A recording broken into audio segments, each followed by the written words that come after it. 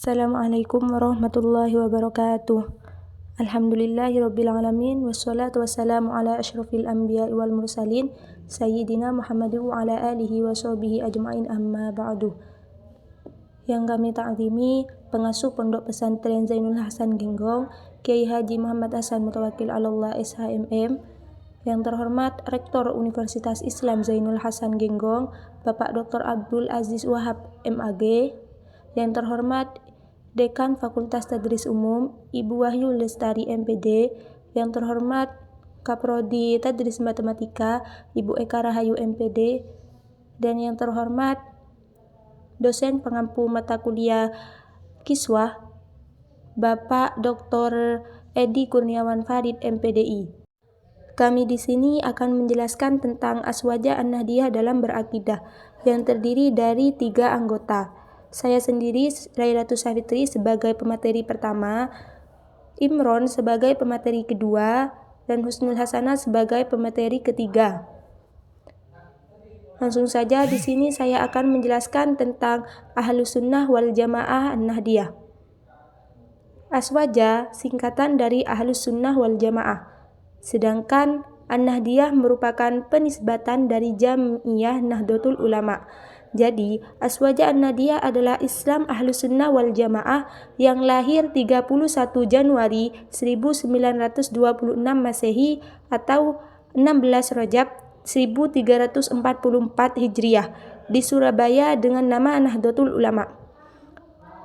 Kita sudah tahu dan sudah dipelajari bahwa Aswaja itu singkatan dari Ahlus Sunnah wal Jamaah, yang mana Ahlus Sunnah wal Jamaah itu adalah sebuah anggota atau kelompok yang didirikan oleh Kiai Haji Hasyim Asy'ari.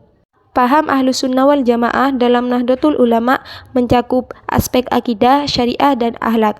Jadi di dalam Ahlus Sunnah wal Jamaah mempelajari sebuah akidah, syariah, dan juga akhlak. Ketiganya merupakan satu kesatuan ajaran yang mencakup seluruh aspek prinsip keagamaan. Jadi akidah, syariah, dan akhlak itu adalah aspek dalam keagamaan. Dalam keagamaan di sini yaitu agama Islam.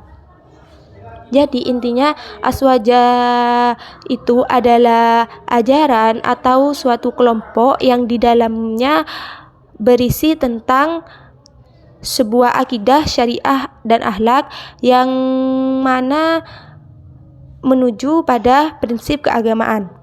Di sini kami akan menjelaskan tentang akidah Aswaja dan An-Nahdiyah.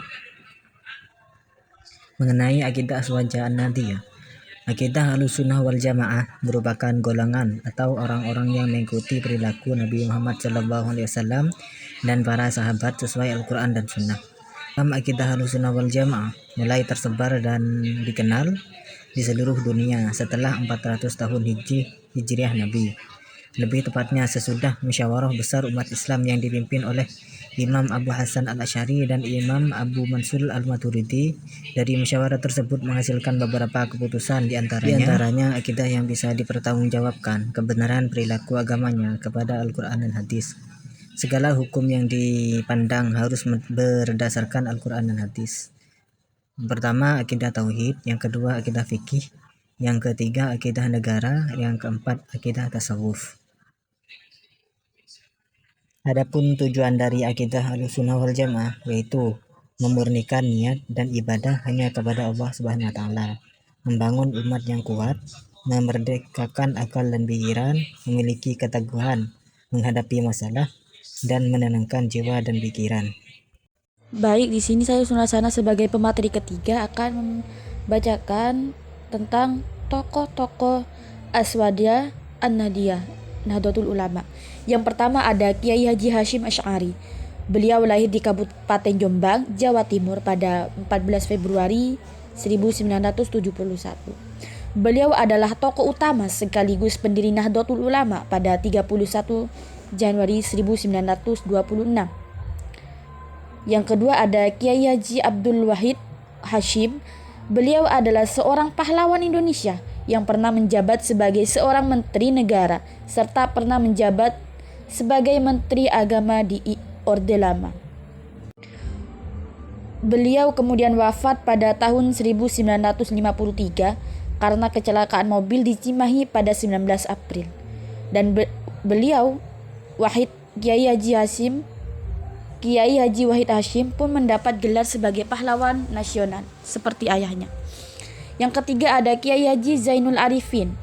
Beliau lahir di Barus, Tapanuli Tengah, Sumatera Utara pada tanggal 2 September 1909. Beliau dikenal sebagai pencinta kesenian serta turut aktif dalam kesenian seni, kegiatan seni, musik Melayu sekaligus sandiwara. Dan ia adalah penyanyi serta pemain biola di Istanbul bangsawan dan aktif pula memperdalam ilmu agama di masjid ketika ia tengah menjalani pelatihan bela diri Pancasila. Dan beliau pun meninggal dunia pada 2 Maret 1963 di usianya yang ke-53 tahun. Dan pada 4 Maret 1963, beliau kemudian mendapatkan gelar sebagai pahlawan kemerdekaan nasional. Yang keempat ada Kiai Haji Zainal Mustafa, lahir di Bagyur, Cimerah, Singapama, Tasikmalaya tahun 1899. Beliau adalah salah satu pahlawan nasional Indonesia sekaligus pendiri Nahdlatul Ulama bersama para tokoh lainnya, yang dikenal sebagai sosok ulama yang vokal dan tegas melawan para penjajah. Dan berkat jasanya, Zainul Mustafa pun mendapatkan gelar pahlawan yang diberikan oleh Presiden pada 6 November 1972. Yang kelima ada Kiai Haji Idham Khalid. Selain tercatat sebagai pendiri Nahdlatul Ulama, ia pun juga pernah menjabat sebagai Wakil Perdana Menteri Indonesia pada Kabinet Juanda dan Kabinet Ali Sastro Jojo II. Selain itu, beliau pun pernah menjabat sebagai Ketua MPR serta Ketua DPR. Dan peran ketika perang pada masa kemerdekaan di tahun 1947. Yang keenam ada Kiai Haji Abdul Wahab.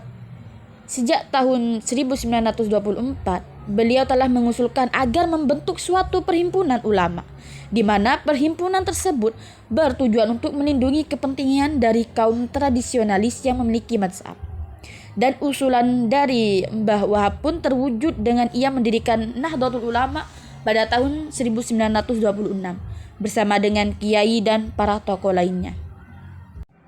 Beliau meninggal pada tahun 1971. Lalu beliau mendapatkan gelar sebagai pahlawan di 8 November tahun 2014. Tokoh yang ketujuh ada Kiai Haji As'ad Syamsul Arifin.